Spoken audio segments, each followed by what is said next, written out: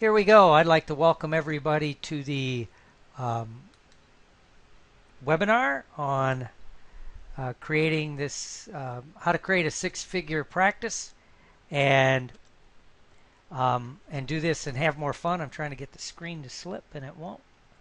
But anyway, well, we're going to just get ready to get started. So if everyone would type in ready in their, type ready in the box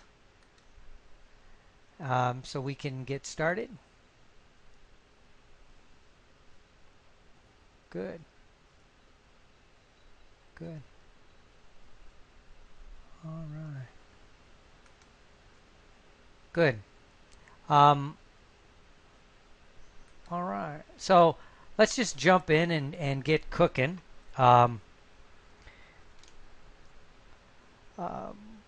one is what would happen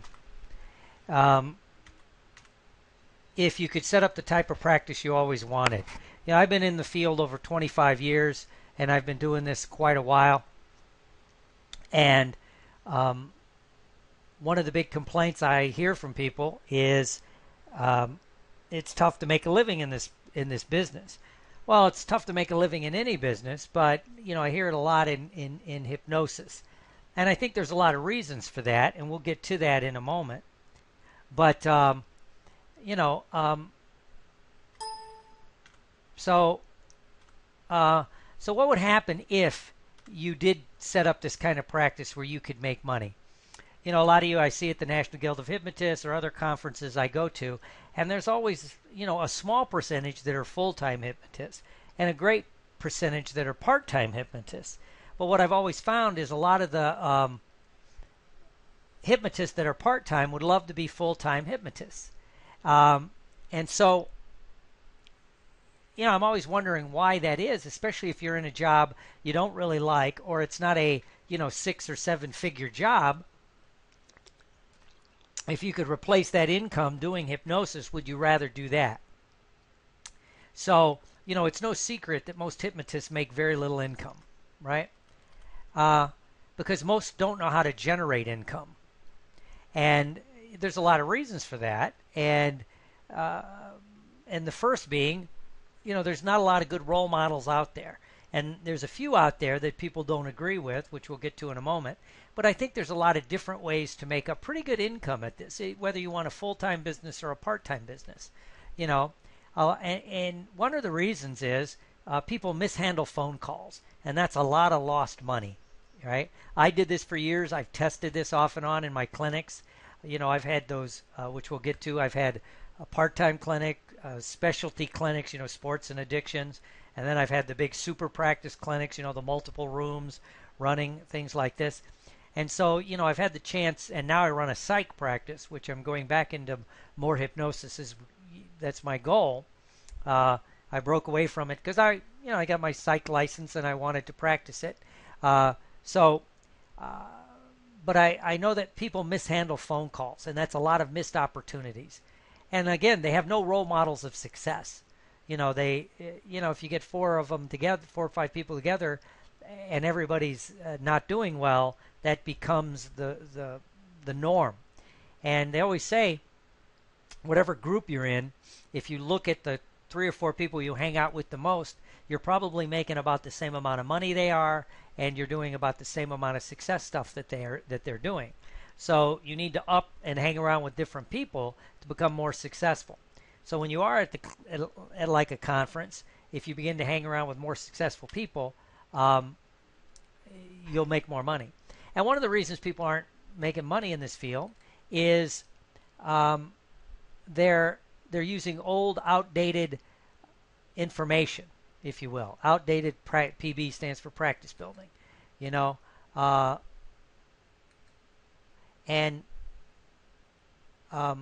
So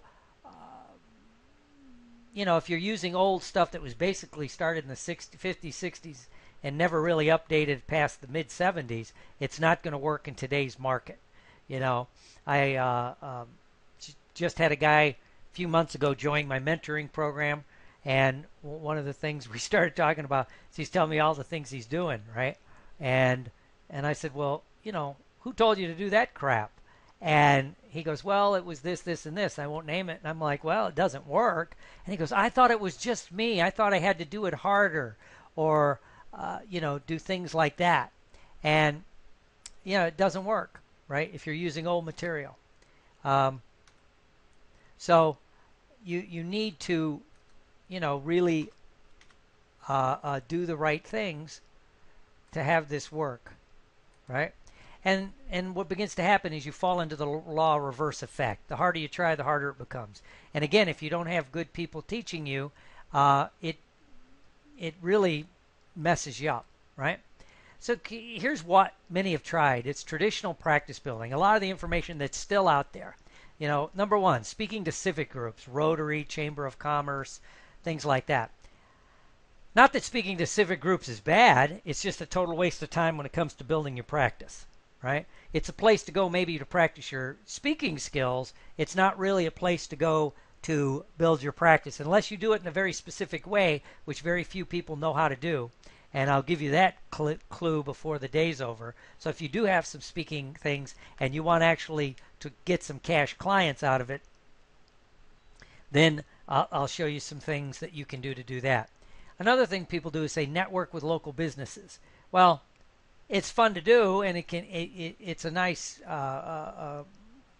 skill building set. I'd say go there to work on your NLP skills for mirroring and matching and getting in rapport, but it doesn't usually translate into a lot of people signing up for your sessions or your programs and the things that you're doing. It might get your name out there a little bit, but it doesn't really work. Handing out flyers, people will say that, hanging out your flyers at different places, health clubs, things like that. Doesn't, it might generate some PR a little bit, but I'm telling you, it really doesn't translate into this. These things will work once you have a known name in the area. If you're known as the biggest hypnosis clinic in the area and you've run ads or you've gotten some PR, then it might get you some. Same with networking with business or your flyers. Going to health fairs. If there's one thing I can tell you to avoid like fire, it's going to health fairs. When I opened up my Fort Myers office, and I had a partner, a really sweet lady. Well, she decided she was going to go to this health fair in Fort Myers. And I said, well, okay, if that's what you want to do. And she goes, well, it's 2 days and, the all day and all that. I'm like, well, good luck. She goes, well, when are you going to be there? I said, I will not step foot in a health fair, right? Especially in Florida, but everywhere else. Because who goes to health fairs? People that want free stuff. And, it's a waste of time. And usually you have to spend several $100s to get the booths. And people go, well, why do they keep doing health fairs? Well, the hospitals, some of your big like orthopedic practices, orthopedic surgeons, heart surgeons, they're going to go there. They may get some referrals out of it, but they have and it's mostly underwritten by pharmaceutical companies. And of course, if you get 100 vendors all paying you $400, hey, you're making pretty good money. That's why people keep doing it. Because if you do go to health fairs, even as a participant, you'll notice a lot of the people keep cycling through. You won't see a practitioner there very many times. And of course, approaching doctors. A lot of people say, yes, approach doctors. Well, depends on your clinical skill set and your reputation in the area. First of all, it's hard to get in to see the doctors. Actually, trying to see the doctors can be a waste of time. And I speak as a person that works with a lot of doctors. I'm the consulting psychologist for a traumatic brain injury residential unit and 2 assisted living facilities and a rehab as a psychologist.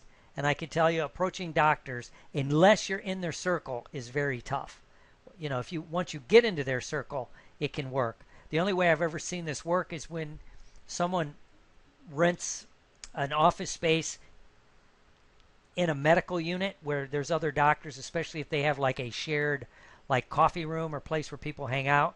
And so you can, talk to doctors one-on-one. Now, why it doesn't work? Well, civic groups are do-gooders, right? The people that go there they're doing good things, and they're raising money for charities and things like that, but they don't usually show up to your clinics.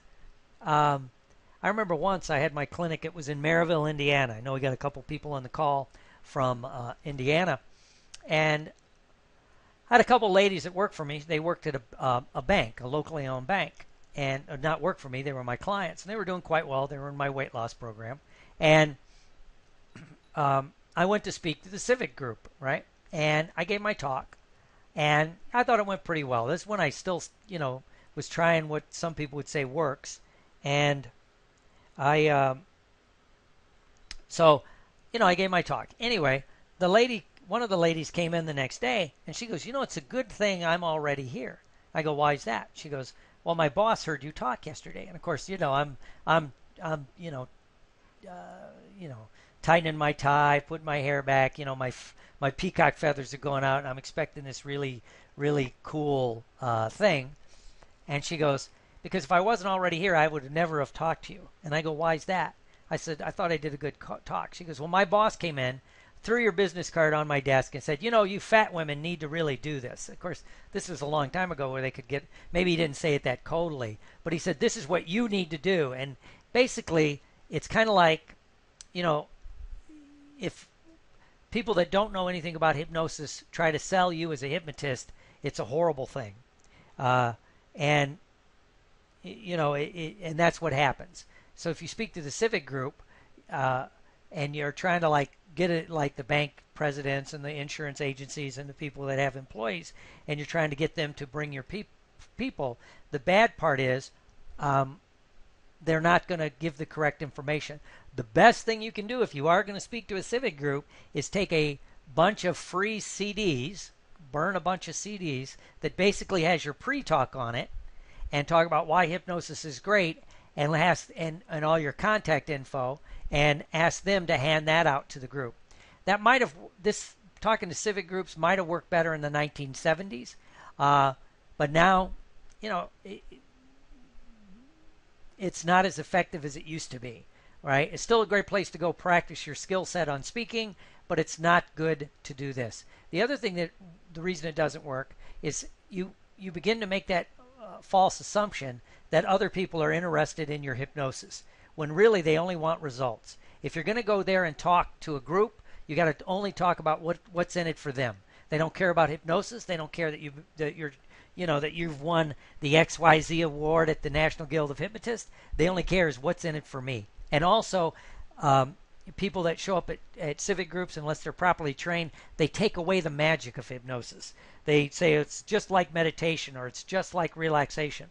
Well, why the heck would I want to give you $1,000 to lose weight if it's just like meditation or it's just like relaxation, right? If you're going to do it, you do a big dazzling demo, leave them there, tell them that it's magic, and then tell them to come speak. The other thing you can do if you still got some on your agenda to speak to civic groups is talk about how people that are overweight are viewed as less successful, less trustworthy, and have less self-discipline than those that aren't. So if you're speaking to a civic group, especially like Chamber, and it's business people, if they're over 20% over their ideal body weight, they will sell less, right?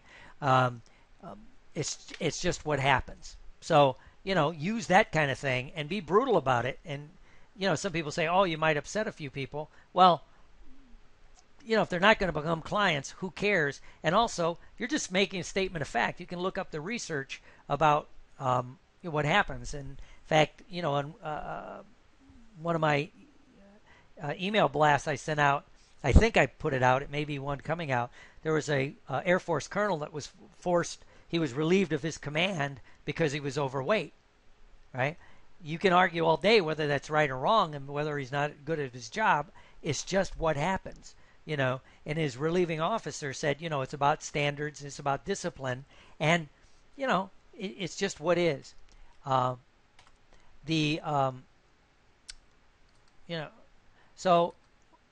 like I said, it's not done correctly. If you're going to go in and do that, you want to have your pre-talk on a CD that they can hand out to their people, so they're not screwing up your pre-talk for you, right? So, and there's no clear plan when you go in to talk. If you're going in there, is it just a PR thing, or do you want to get some clients, right? Um, so you need a clear plan, kind of what you'd learn in a good professional speaking course or a trainer's training if the trainer's training was done right. In fact, I'd say the best thing you can do at any kind of civic group is talk about hypnosis as a profession. Um, so, and again, people don't know how to sell hypnosis services. They sell the people on the idea of hypnosis, that it's great, that it's this, that it's that, but they don't sell people on the hypnosis services, right? So you have to learn how to basically sell hypnosis services, and always bear in mind that's what the people want. So here's what you need to do basically in 5 steps to begin to increase your practice. First, you have to decide what type of practice you want, and there are many types, and that's what happens because some of the guys that teach practice building, it's basically my way or the highway, which I don't agree with that, and that's why I don't work with some of the practice builder people like I have in the past, because there's a lot of different types of practices. But you have to decide which one you want, because if you put your energy into one that you don't want, you're going to self-destruct anyway, so it doesn't really matter. You have to learn how to sell clients on the magic of hypnosis, right? On the magic. Don't demystify hypnosis, especially to the person, because people, and when I say that, a lot of people go, oh, no, you need to make it scientific and this. If that's true, why are the highest paid entertainers in Las Vegas magicians, right? Do the people, only 1% of the audience sitting there want to know how a trick works. They just want to be mesmerized. They want to be dazzled. So don't take away the dazzle of hypnosis, right? Again, you need to learn how to properly handle phone calls. This will save you a boatload of time. It'll screen out people that aren't going to come talk to you anyway, right? And it will increase your close rate if you properly handle the phone calls. And then you need to develop a protocol of your weight loss program, your smoking program, so it's replicatable and it's systematic. So when you get people in your system, whatever it is, you know what you're doing the first session, second session, third session, and so on. Because anyone that tells me that they customize everything for a program. Now, you got to remember when I say a protocol, it doesn't mean it's not customized within the protocol. But like session 1, I know I'm going to do X, Y, and Z, and then you have some free time.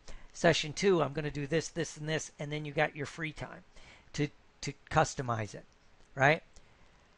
Because when I heard someone give a talk about how they customize every script for each client, and they spend all this time developing this for each client before the client comes in. The only thing I'm thinking is this person does not have a very busy practice.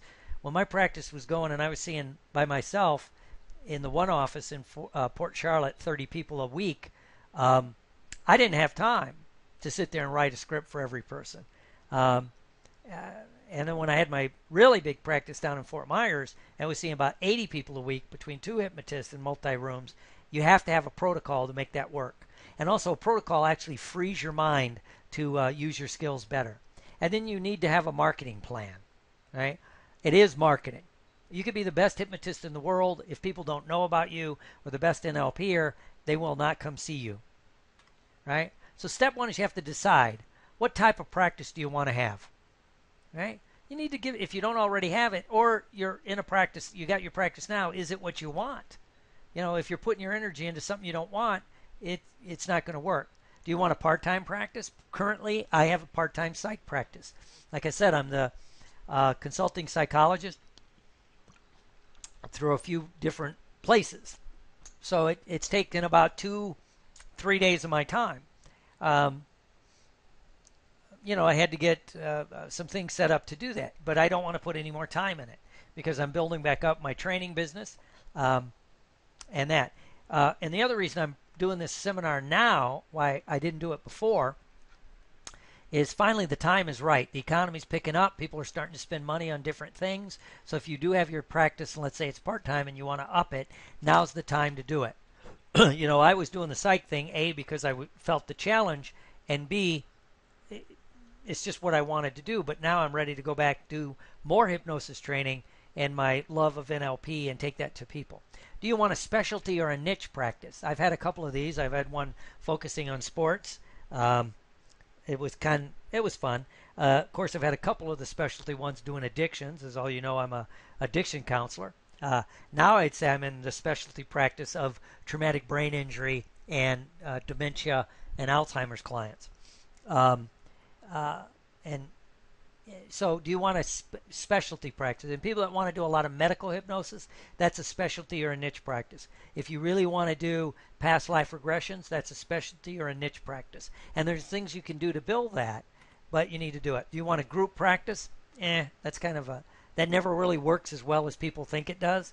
I've been in a couple. Because I have a psych license, I'm a little different. There's a lot more group dynamics going on, but as a hypnotist, it usually falls apart. I know people, they learn our stuff and they go, I'm going to open up a holistic health clinic. I have hypnosis and Reiki and massage and energy healing and EFT, and usually it begins to self-destruct because everyone thinks their way is the way to heaven, and they start trying to steal each other's clients.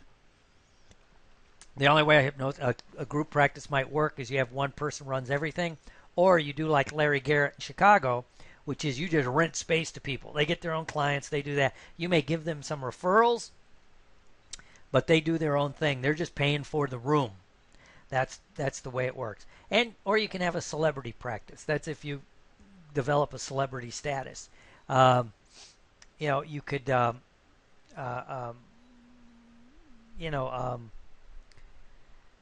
guy slips my mind now. But the big people with the huge names, Marshall Silver, Tony Robbins, they have a celebrity practice. Their name alone gets people to come in and give them their huge dinero for a session, right? So you need to develop that. You can have a multi-room super practice. I've had a couple of those, where you have the multiple rooms and you run back and forth. They're actually easy to run, very effective, very easy to run. And you need to use a lot of audio-visual helpers, but it actually increases your effectiveness. Going back to what I said earlier about a protocol, if you follow a protocol, it actually increases your effectiveness. It doesn't decrease it. So step 2, you need to, after you decide what type of practice you want to have, you need to learn how to handle those phone calls, right? How do you handle phone calls and inquiries? If someone calls you, they're calling you because they're interested. They have curiosity. You do not want to take away their curiosity. If you answer all their questions on the phone, they have absolutely no reason to come and talk to you. Right? So if you spend more than 10 minutes on a phone call with a potential client, you've wasted your time.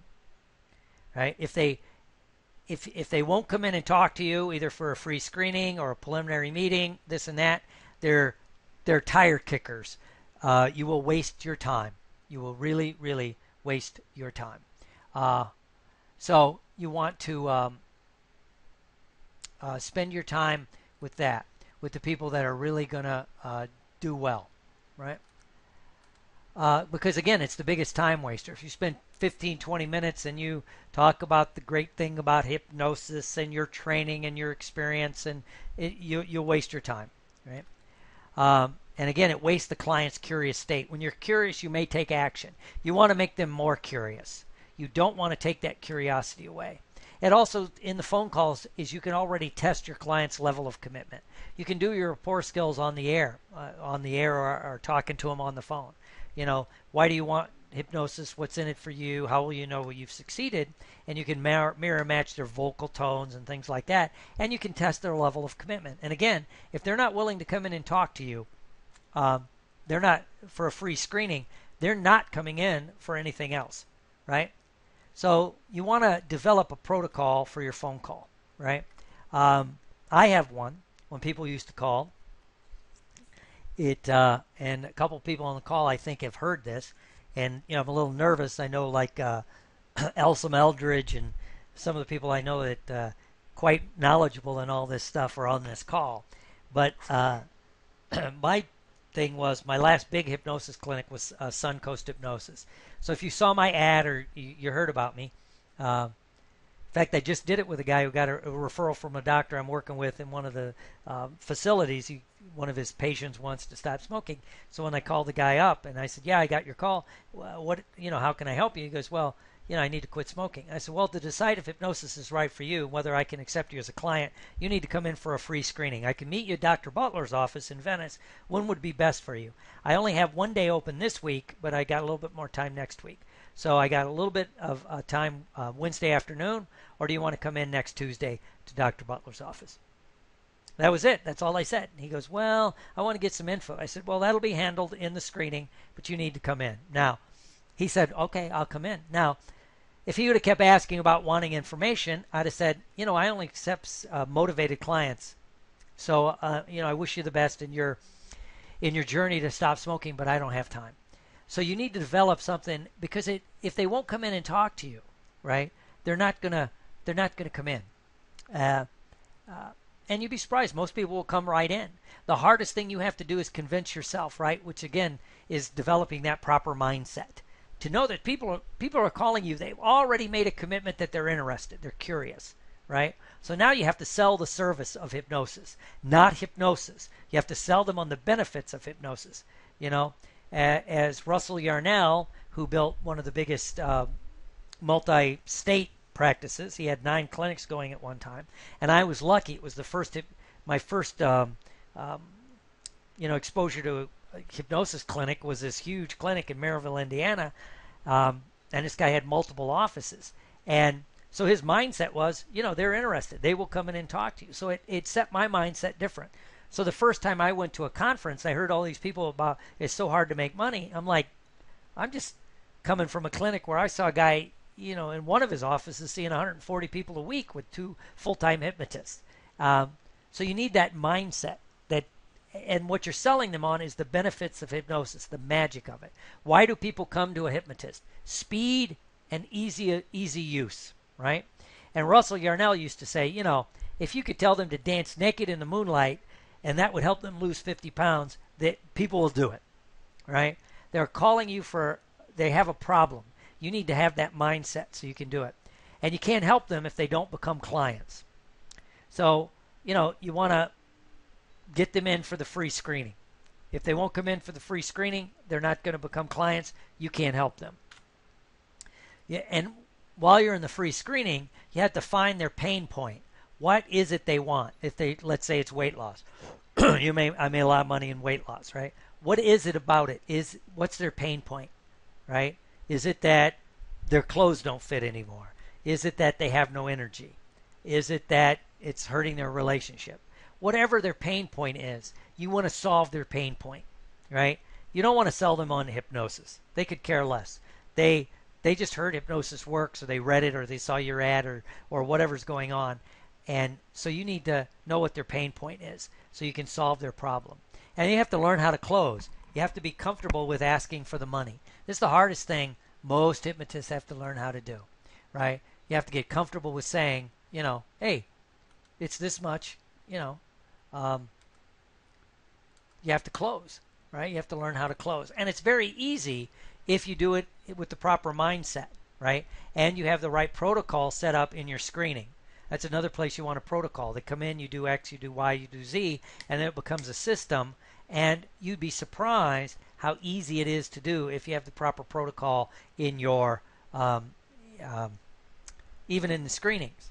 That's what seems to really develop, And what about your marketing plan? I'm always fascinated when I hear hypnotists say advertising doesn't work. Really? That's why Coca-Cola quit, I understand, or Budweiser, or Ford Motor Company. No, marketing works if it's done right, right? Most people don't know how to market. They run it with somebody at one of the conferences. They approached me about, wanting to help them. I said, sure, I'll help you. And so we started talking. He brought in some of his ads.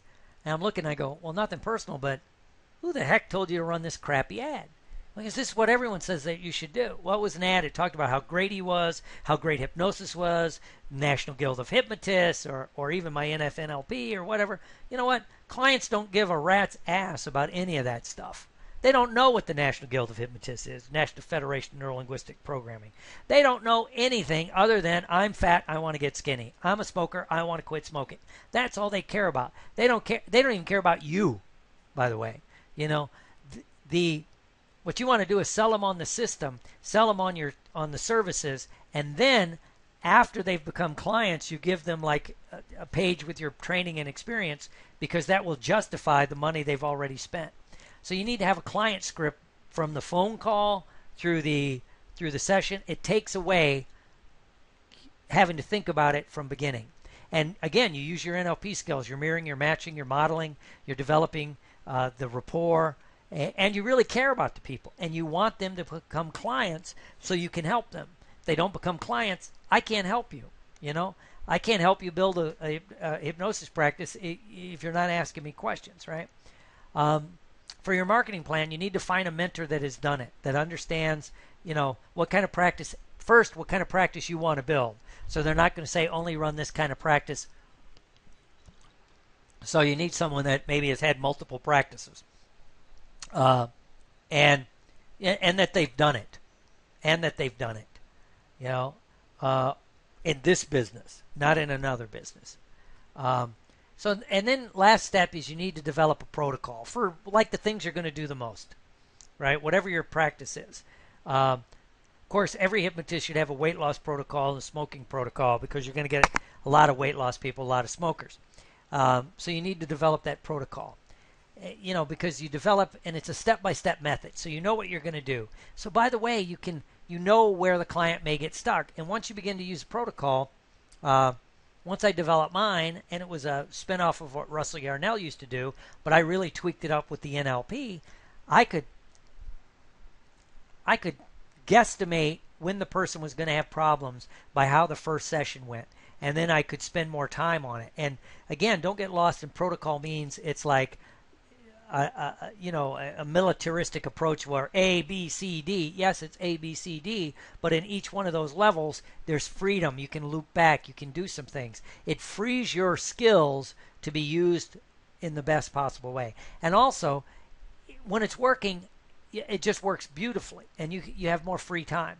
It's duplicatable from client to client to client. Also, if you do get busy, when you do get busy and you bring other people in, if you're going to bring in someone to help you in your clinic, they have to know what's going on. So, if you were in my clinic in Fort Myers and you knew what my protocol was, and I said, hey, can you fill in for me? You could walk in and you could grab a client file and go, okay, let's say it's weight loss. This is the third week. If everything's going well, this is the brilliance of a protocol. Okay, everything's going well. So this week we're going to work on exercise. And then you do the protocol I had for exercise with your clients, right? So it's duplicatable, right? Over and over again. And again, frees your mind to do other things, right? So you want to begin to do this, right? It finds trouble spots, and you know where they are. Like I used to know with some people, I'm going to spend more time.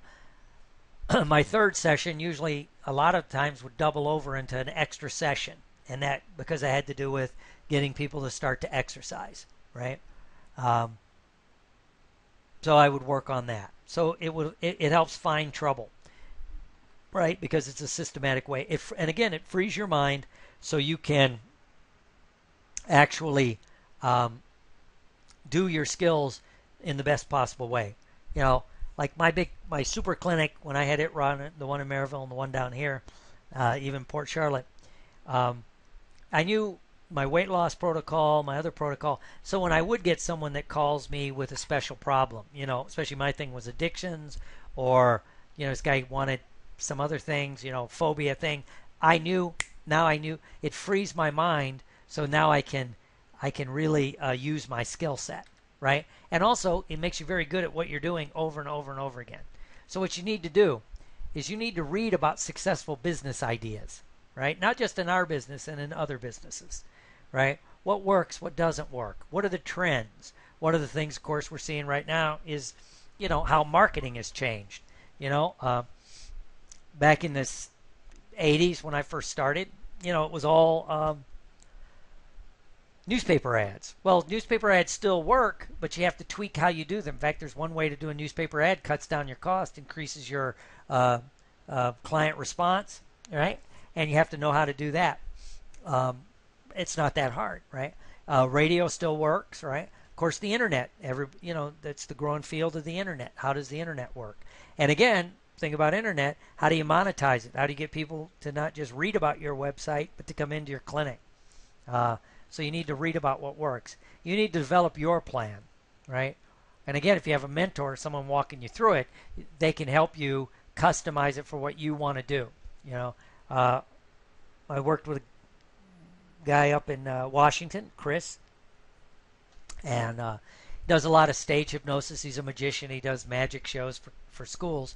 So he had to develop his plan where he could begin to replace a lot of his income from his travels, where he could make it in his clinic, because he wanted to quit traveling so much, because everybody loves travel until they really do it for a living. So we had to customize his plan, because you don't want to just quit doing what works and then jump into a practice. There's a segue. So you need to develop that plan, right? And study your market, know how to study your market, and what's going to work. You may need to change your mindset, because again, one of the problems is the mindset in our field. It's true, and it makes me sad. It really does, because I've seen people literally make doctor's level income in our field, right? I've made it. If I had invested all my money back in 2007 in real estate, I'd be in a different place than I am right now. But hey, we all live and learn. You can laugh or you can cry, but you need to change your mindset so you can become successful. You need to challenge the status quo. So I remember I was it was a few years ago. I was in Las Vegas at the Solid Gold for the National Guild. We're sitting at a table. And one guy makes a comment, well, everybody knows you really can't make money in hypnosis. I'm like, really? I'm sitting there next to Jerry Kine. I said, Jerry, what do you do for a living? He goes, I'm a hypnotist. I said, I'm a hypnotist. There's somebody else I know there. And I go, what do you do? I'm a hypnotist. Really? Is that all you do? That's all I got time for. So, but other than me, Jerry, and the other ladies sitting at the table, most of those people there didn't know how to make money at it, right? And that's one of the reasons they were coming to this thing, was to learn how to make money. And so the guy, challenged me on it, and I said, well, meet with me or Jerry, and we sat there and talked to the guy, and he developed a pretty good little practice, and because you can't fall into that. So let's do it, right? So let's do an idea, right? So let's say you have a part-time practice. I'll give you an idea, right? So what are you doing that works? What are you doing that works? Well, you're a good hypnotist. We spend a lot of money learning our hypnosis or NLP skills. We are not alone in this problem. As a psychologist, I can tell you, I work with medical doctors a lot now. They'll even say, it's sad, they walk out with all these wonderful clinical skills, but nobody shows you how to run a damn business, right? And so you see doctors do stupid things, right? There's a doctor down here where I'm at. He was moving down after his divorce, he moved from somewhere up north, and of course they're in a different world than we are. So he contacted a hospital, and he's a general practitioner, and they all love that, right? And he also is a subspecialty in geriatric medicine. So they helped him move down, and they gave him money to build his practice. And of course they're telling him to do all this stuff. He goes, that crap doesn't work. He put up 2 billboards in town, and they were, the head of the hospital goes, I don't know if this will work, and do this. And he did a couple other things out of the box because he found someone else that did it, right? And so now he's got 2 offices, 2 full-time nurse practitioners, another doctor he just hired. She's leaving, but he's going to hire another doctor or another nurse practitioner, a part-time nurse practitioner. And he went in less than 18 months. It's booming, right? So he knew what he wanted, and he developed it. So let's say you've got a job that's paying the bills right now, right? But you really don't want to do that. So you have a part-time practice, right? So you need to develop your protocols. It's a great time to do it while you still have other income going on. You can test, you can work on things. So you want to begin to practice your phone calls. First thing you'd want to do is practice your phone calls. Develop a phone script that works for you, right? Because again, anybody tells you that they're going to spend an hour on a phone call with somebody, you're wasting your time. And if they will not come in the first 3 or 4 minutes, if you catch their breathing pattern, you kind of match their breathing pattern. Listen, are they visual, auditory, kinesthetic? How will you know when hypnosis works for you? Well, I'll see I'm losing weight. I'll see this. I'll see. So they're visual. So you kind of match that. And you say, well, to see the success you want, you need to come in for our free screening. And as you can see yourself coming here. So what would be better for you? And you give them your time. And only give them 2 options. Don't give them like any time next week. Never say that. Say, I know some guys would say like whatever day they say, oh, I'm busy that day, come another day. But always act like your time is scarce, because it really is, right? Once you get your office going and you begin to see more people, you want your people coming in for the free screening when you're seeing other clients. So they see that you have a real office with, people coming and going, and you're making good, that it's busy. And once that's really working, right, you can begin to transition into a full-time practice. And again, you need to know what kind of practice you want to have, right? And so you can, and if it's a specialty practice, you can begin to develop that specialty market in certain ways. If you like to do past life regressions, one of the things that still works is you start putting out information about past life parties, where someone can sponsor a past life party, and it's usually upper income people like this, doctors' wives. I've done them for a few doctors' wives. They'll get 6 or 7 of their friends, and I say, well, I'll just charge them $50 each, and I'll come in and I'll do a past life thing. So they got 8 people, $50 each. That's $400. I walk in, hour and a half, 2 hours. I do a little bit of a pre-talk, talk about past lives, do some past life stuff. It's a party, and then and while I'm there, when I had my clinic and I was doing that, I was constantly upselling them into a clinical program: weight loss, stop smoking, stress management, whatever it is that they needed. So you can begin to find people that have done what you wanted to do, and so now you can build that specialty market, right? And that's kind of what I did down here for my psych practice. I'm like, okay, who's done this? I talked to people that had it. I took a job as the clinical director for a prison. I did that for 9 months because it got me back in the clinical world. I met some people, saw what worked, what didn't work, and I met some. It just built me, right? And then I found what I needed so I could bill, Medicare and the insurances and things like that. So it worked, and I had to do it. So you've developed the kind of practice you want. You figure that out. You begin to research those kind of practices. You figure out a time frame to make a transition, if it is part-time, into full-time. Don't worry about it. Everybody wants to jump into starting to train hypnotists, even though I do train the trainer. That is something you do much later, right? You work on building your clinic first, then start adding the training component, right? Because the last thing you want to do is train a very good business person that comes in and loses weight with you with hypnosis, and he decides to take hypnosis training, and all of a sudden now you've just created your own competition. So there's a specific time you begin to really push the training program, and in fact that'll help you in your exit strategy.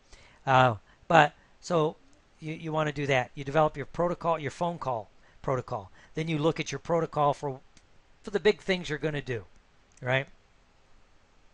And so you really focus on that, right? And so this is what you want to do, right? And you can do this on your own. Right? So what we just did, we looked at several models. We have, the part-time practice, the specialty practice, this. good thing to do is always have a general practice, with weight loss and smoking and stress, and then do your specialty kind of offshoot with that, right? But build a good base. And the reason I say that, and the reason I always come back to weight loss, people always may wonder about that, is, if 60% of the American population at any given time is trying to lose weight, you might as well tap into a market that's already there. And weight loss people spend money anyway. You might as well be open to doing that, right? We started the process of change by hopefully thinking about things differently. That, there's a lot of practices out there making a lot of really good money. And not just in the super practices, the old Russell Yarnell or the Scott McFall kind of thing that I've done, and this and that. There's people making really good income in a small practice by making one or two little tweaks. One guy I work with, all we tweaked was he added one extra room, so he had a consultation room with his computer and this and that, and then he had his treatment room next door. So what that gave him is he could have a client in the treatment room, and he could see someone in the consultation room, because he could put somebody on an automated program if it was appropriate, and now he could do that. Also, it made his office look much more professional, started to streamline it, and then eventually what he started doing was then he was seeing two clients almost simultaneously, where he could bounce back and forth, which of course would double your thing. And he also changed his phone calls, which that alone made a lot of change. I just did February, I did like a sort of a practice builder down here in Florida. I had a few people, and the feedback I got from one guy was all he really took from the training was he tweaked his phone thing, which saves him about, as he said, 4 or 5 hours a week, increased the people that actually come into his office, and then he did also tweak his selling process. So he's signing up more people. So just from those two tweaks alone, he's added about 35% more income. The guy up in New York that I was working with, he's already matched what he made last year in the full year in his practice already, and this is only April. And if he stays on this trajectory, his hypnosis practice will overcome his other job, so he can make a decision on what to do. So you develop that proper mindset, and then it can be done. This is the important part. You have to know it can be done. So here's what I want you to have. I want you to have the first result is a practice model for you, right? Knowing that, it's not everybody is wanting a super practice, right? And I understand that. I've had them, they're busy, they're fast-paced, but you need a practice model that works for you, right? So you need to obviously figure out a way that you can do that. So you need to really, spend some time, figure that out. You have to know how to handle phone calls. Spend some time on that, right? You need to develop a marketing plan, right? You need to develop your sales skills. Somehow we always think sales is a nasty word. But again, if I can't sell you on what I'm doing, I cannot help you. That's the number one rule. I cannot help you, right? And then you need to, I'd say, develop a protocol for weight loss. Since you're going to get weight loss client, you might as well have that protocol. And then you can tweak it and find what works for you. I work with one person and they really loved EFT. I think that's fabulous. So we just worked the EFT into a protocol, kind of tweaked what I had with what they liked. And so they developed their own little protocol. And, that's fine. That's fine because then it's yours. But then they knew what they were doing each session and they could really have some fun with it. So, what I'd like to talk to you about is what I'll be introducing, which is the ultimate practice builder. All right, the ultimate practice builder. What's the ultimate practice builder? It's how to build your practice. And I believe this is the best course on practice building out there at any price. And here's why. It's different than anything else you've seen available today. And that is because of experience, right? I've been in this field 26 or 7 years full time. Since I started, this is all that I do for a living. If I do not see clients, I do not eat. I don't have a retirement. I don't have like I didn't retire from another business. I didn't make a bunch of money in another business, and now I'm playing with hypnosis. This is what I do. If I don't see clients or I don't develop trainings and I don't get the things that I'm doing, I do not have money. And so, this isn't a hobby for me. It's a profession. And I've had the super practices, the specialty practices, the niche practices, and now I've even had the psych practices. So, I've got a broad base to draw from that, so you could tap into my experience. And if you don't have this course, you'll stay stuck, right? And you can get started in basically, I'm going to say about 55 minutes a week, an hour a week, because the way I'm setting it up, this is what you can do, right? So the ultimate practice builder. Module 1, right? It's a 4-week webinar, kind of like what we're doing now, except it'll be more customized for each person. So the first module is your personal practice plan. We'll send that. You'll have some stuff to do before you get started, and then we'll talk about how to tweak it, how to do this, and there'll be some email support with that. Usually if someone just asks me to do that, I usually charge between $300 and $500 just to give them a couple hours to help them develop their practice plan. I teach you phone call and screening magic, right? So you can begin to really get comfortable with the process. Because once that happens, this will increase your close rate, make you comfortable with the selling. We'll develop some marketing plans. We'll look at some that work, how they work, where they work, what works, right? Including a thing, by then I'll have, part of that will be on Facebook, how to develop Facebook, how to get likes, how to make a lot of money, not money, but at least develop that. The fourth module, which is develop a protocol, right? There'll be challenges at each level. So, and we'll be giving some feedback on that. If I was doing that, I would charge for that. Checklists, I'm going to give you checklists on what to do, what not to do, right? There'll be recordings of each week that will follow up so you can go back and record.